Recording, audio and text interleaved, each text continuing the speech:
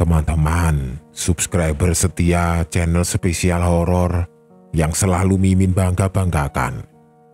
Dan juga buat kalian yang sudah penasaran dengan akhir cerita horor yang berjudul Kembang Laruk dari akun Twitter Simpleman. Langsung saja simak cerita kali ini. Kalau kalian masih berani.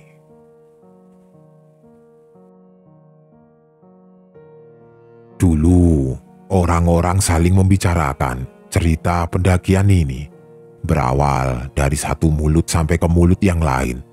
Mereka bilang, yang naik ada 6 orang, tapi yang turun hanya dia saja. Prio tahu, yang ada di dekatnya adalah Rizky. Meskipun pemuda itu belum mengatakan apapun, Prio dengan tanpa bola mata benar-benar terlihat mengerikan. Maksudnya, orang macam apa yang bisa melihat hal itu di depan matanya? Pantaslah, kalau waktu itu Rizky sempat ragu dan takut. Tapi, Prio awe-awe memanggil Rizky dengan melambai-lambaikan tangannya. Meski arah yang dia tuju berbeda dengan tempat Rizky berdiri. Melihat hal itu, Rizky merasa kasihan pun dia juga penasaran. Sebenarnya, apa yang terjadi dengan Prio? Seberapa buruk jaweh itu? Seketika wajah Rizky sudah berhadapan-hadapan dengan Prio. Saat itulah, pemuda itu meraba-raba wajah Rizky seperti memastikan sesuatu. Dengan nafas tersenggal-senggal, Prio mengatakan, Lari mas, kamu tidak tahu dosa itu seperti apa. Aku salah, sudah nurut sama Lika. Rizky tentu saja bingung dengan maksud ucapan Prio. Kenapa anak ini tiba-tiba berubah sikap? Kenapa dia menyuruhnya lari? Kalaupun lari harus kemana dia? Banyak sekali pertanyaan yang sekarang berkumpul di kepala Rizky sebelum dia mengatakan sesuatu yang membuatnya terkejut. Dari awal, Lika itu sudah ingin mati. Kamu, aku, dan yang lain itu sudah dibohongi anak itu. Tidak ada keinginan anak itu pengen menolong saudarinya. Murni hanya ingin mati. Tapi bapaknya masih memasrahi sesuatu kepadanya. Rizky semakin bingung. Kemana arah pembicaraan Prio sebenarnya? Kenapa sekarang orang yang paling pendiam sekarang jadi lebih banyak bicara? Tapi Rizky tidak bisa membuang perasaan simpati melihat kondisi Prio yang benar-benar berantakan. Sudah, sekarang kesinikan tanganmu. Ayo, kalau memang harus pulang, mari kita pulang. Aku terpisah sama yang lain, ujar Rizky mencoba membopong tubuh yang lebih besar dari dirinya. Tapi Prio benar-benar seperti orang yang sudah sinting. Meskipun dia mengulurkan tangannya dan membuat Rizky harus menahan bobot tubuhnya, mulutnya tidak bisa berhenti meracau. Ia terus berbicara hal-hal yang buruk tentang Lika, tentang kenapa dia mau dibodohi anak yang lebih muda. Dari sekian banyak kicauan dan omong kosong yang keluar dari mulut Prio, Rizky kemudian tertegun saat Prio menyebut kalau sejak kecil Lika diperlakukan buruk oleh bapaknya. Sejak kecil, saudarinya yang selalu disayang dan dianggap anak, bahkan Prio tahu sesuatu yang tidak banyak orang tahu. Satu rahasia kecil yang paling gelap dari latar belakang keluarga Lika. Tapi Rizky benar-benar tidak peduli. Maksudnya dengan kondisi yang sudah terjadi, mendengar atau mengatakan hal-hal seperti itu apakah masih penting? Yang harus mereka berdua pikirkan hanya satu, cara untuk pulang. Hanya itu saja. Rizky tidak pernah tahu kemana dia harus pergi. Jadi dia hanya membopong tubuh Prio di atas jalan setapak. Menahan bobot tubuh orang ini benar-benar menguras tenaga. ketika sejengkal demi sejengkal tanah sudah mereka telusuri. Saat itu juga, entah kenapa Rizky terbersit pikiran tentang wajah Mbah Kung yang kali terakhir Rizky melihatnya. Orang tua itu tampak kecewa kepadanya. Pikiran Rizky tentang orang tua itu terus-menerus muncul sepanjang perjalanan. Sementara Priyo, di balik keburukan nasib yang sudah menimpanya, ia masih saja meracau tentang hal-hal buruk. Hingga pada satu titik, saat Rizky masih berusaha sekuat tenaga membopong Priyo dengan susah payah, ia teringat dengan perkataan Mbah Kung kepadanya. "Jangan mudah percaya dengan teman-temanmu." Rizky seketika berhenti. Dia mendadak berhenti dan merasakan jika Priyo yang ada di sampingnya tampak berbeda. Entah ini firasat atau apa. Rizky merasakan sesuatu yang tidak beres. Rizky melihat satu tangan Priyo yang tersampir di bahunya, melihat ruas jari-jarinya lalu menghitungnya satu persatu.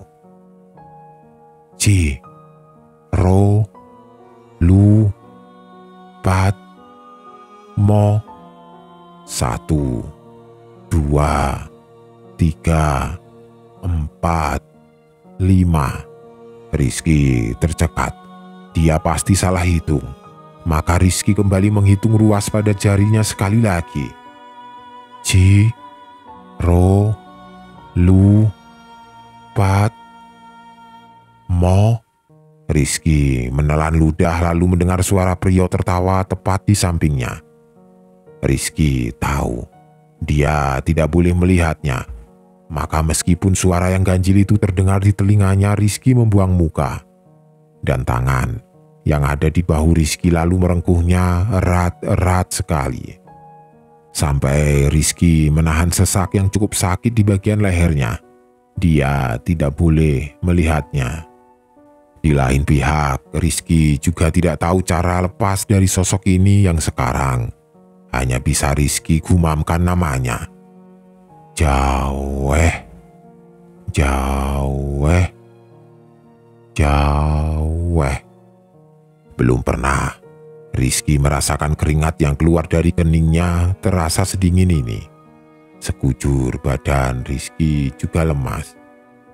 Di sudut matanya, sebenarnya Rizky sudah sangat ingin melihat wujud sosok ini.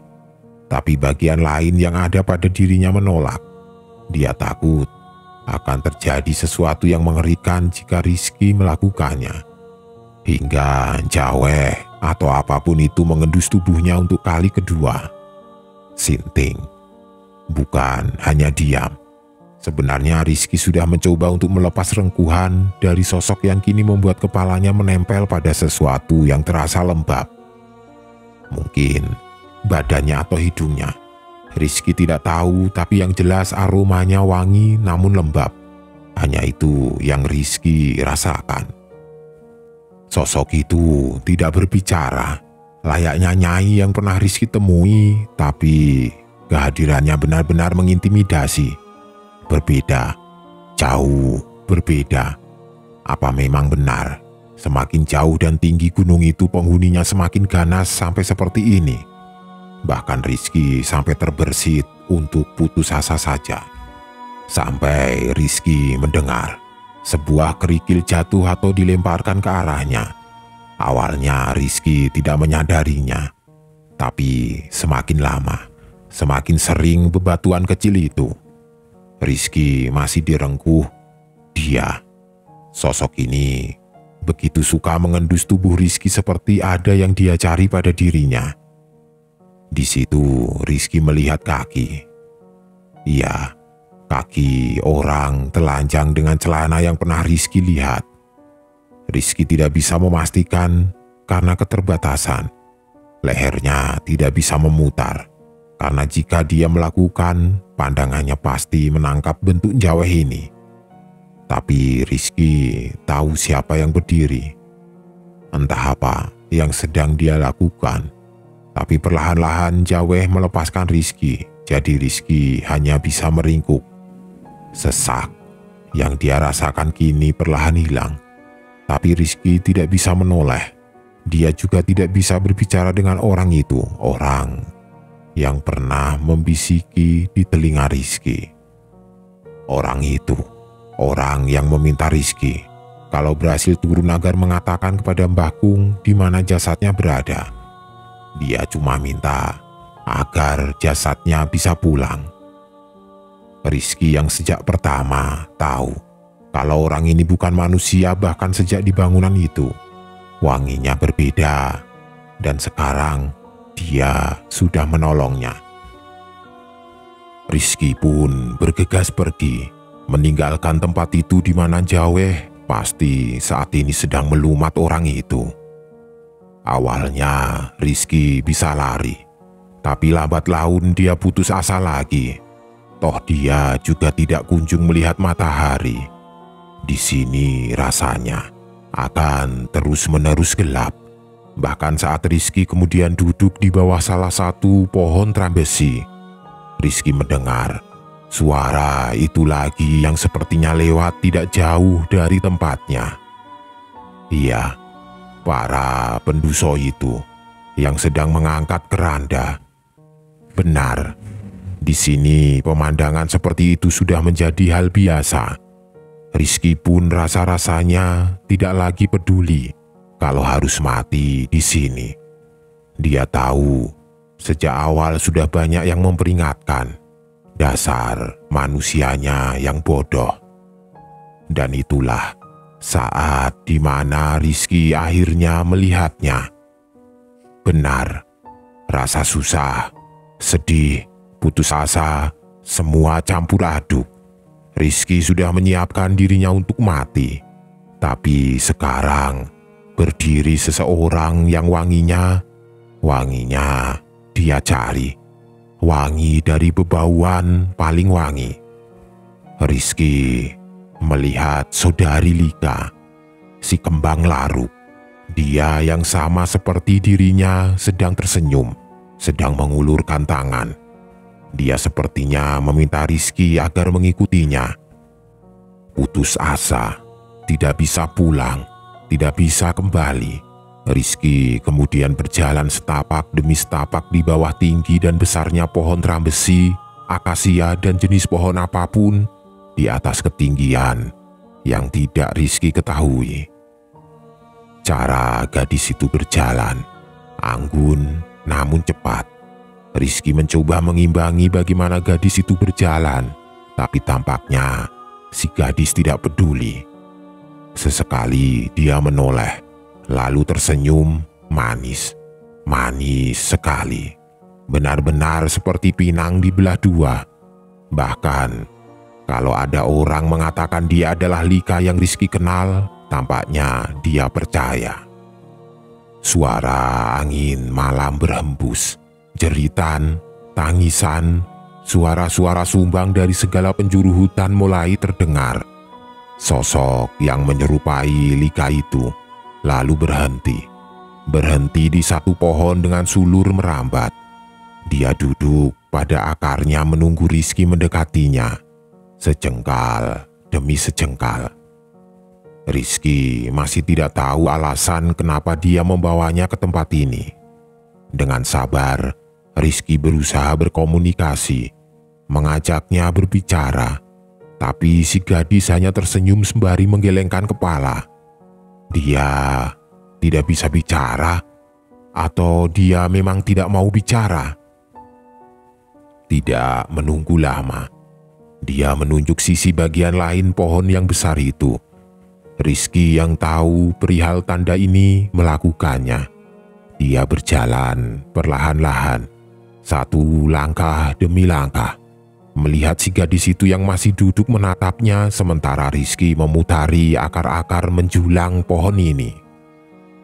Di sana, Rizky melihat seseorang yang Rizky kenal, sosok yang tidak seharusnya dia lihat lagi, tapi sorot matanya tampak menahan sakit yang luar biasa.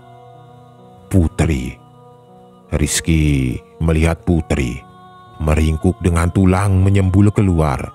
Gadis itu sekujur badannya seperti badan boneka.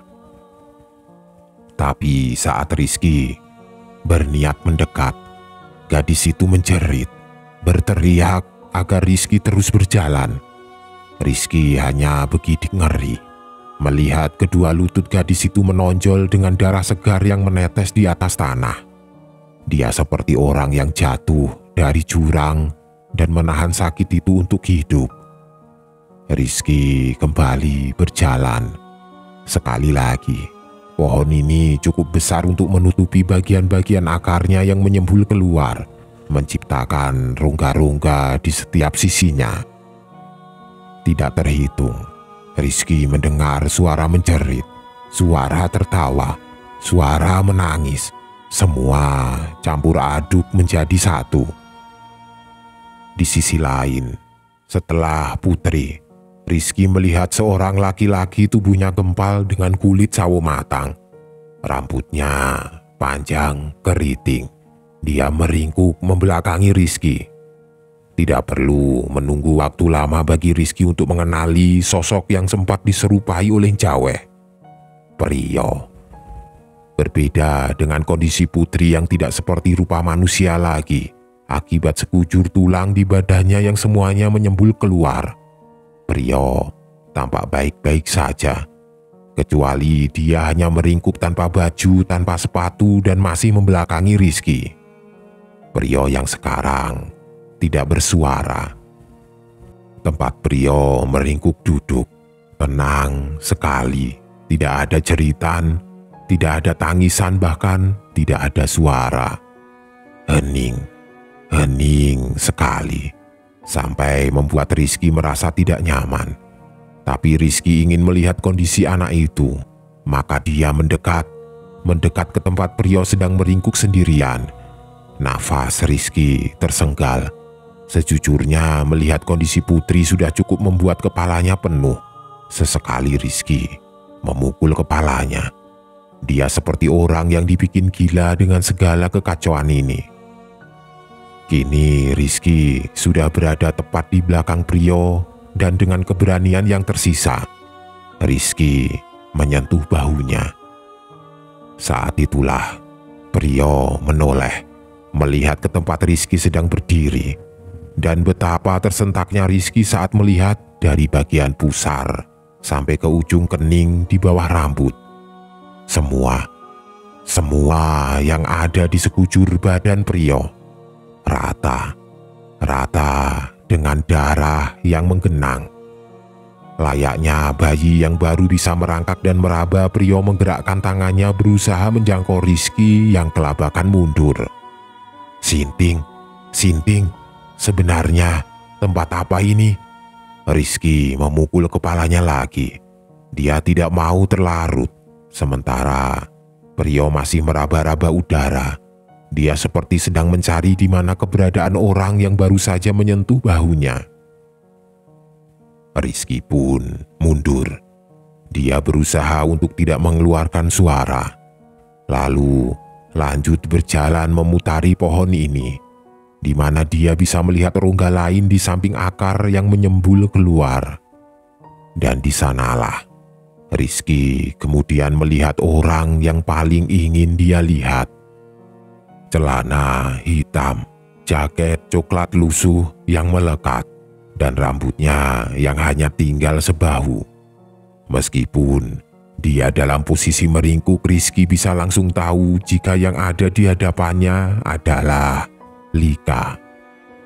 Gadis itu meringkuk, menutupi wajahnya dengan lututnya.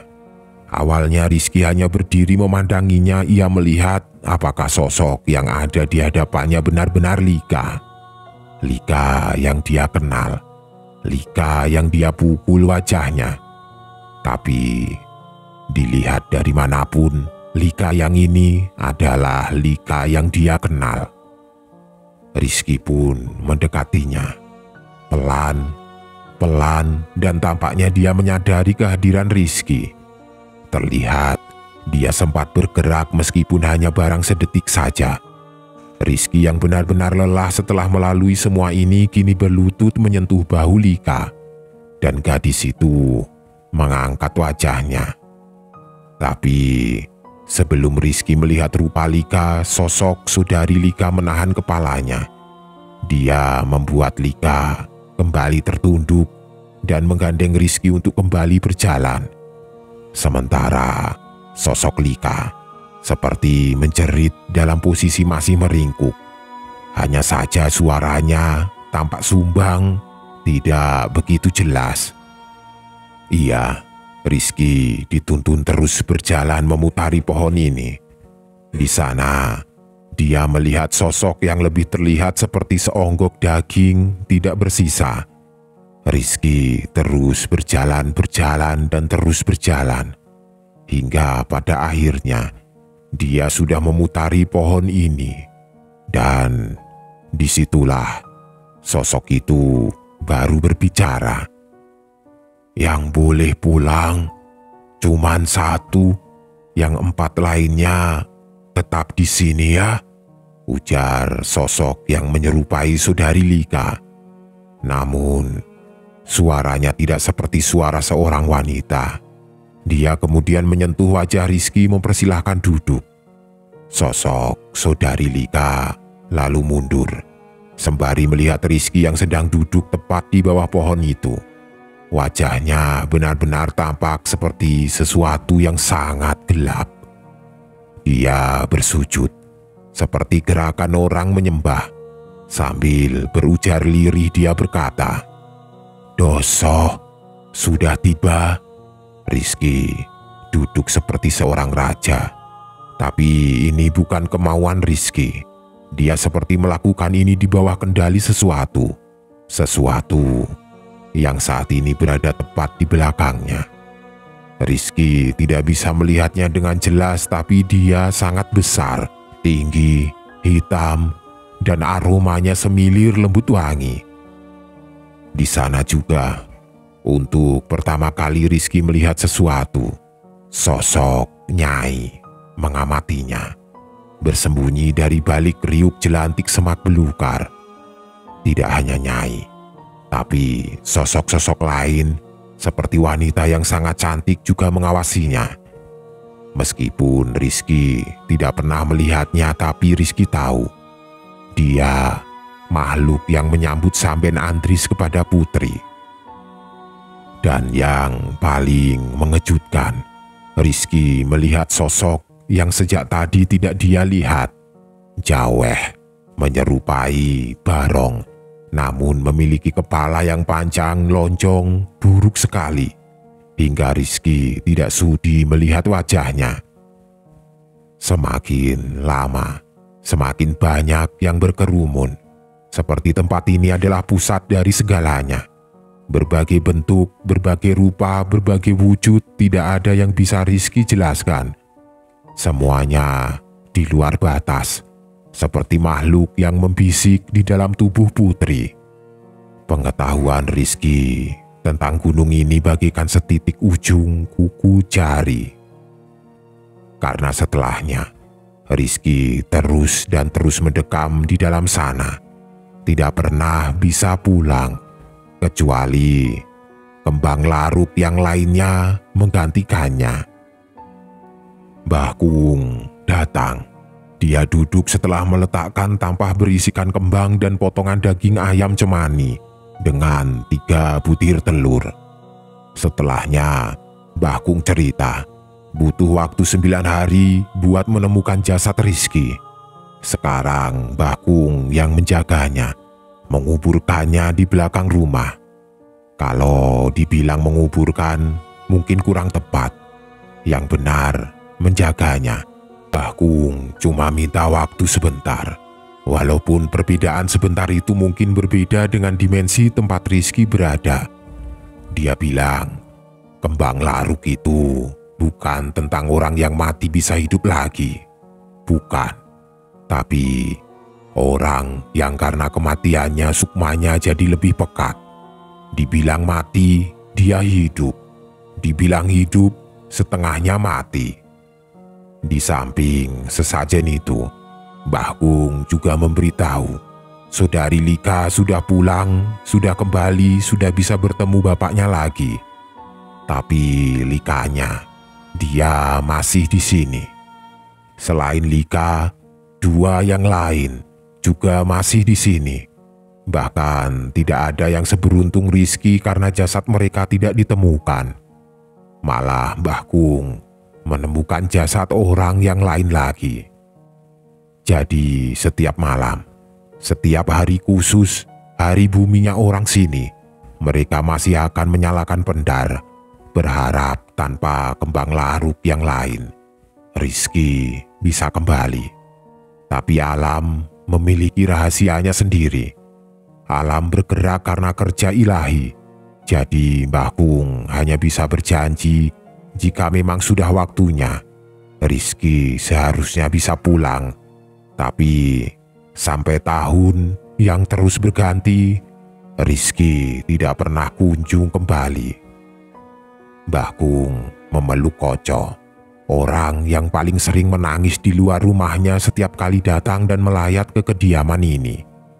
Mbah Kung hanya bisa berpesan, kalau jadi manusia jangan nambeng, jangan memaksakan diri, karena sejatinya yang lebih tahu seharusnya lebih didengar. Sejak saat itu, Koco hidup selayaknya orang yang benar dan tahu kalau memang di atas tanah gunung, hal di luar nalar itu memang ada.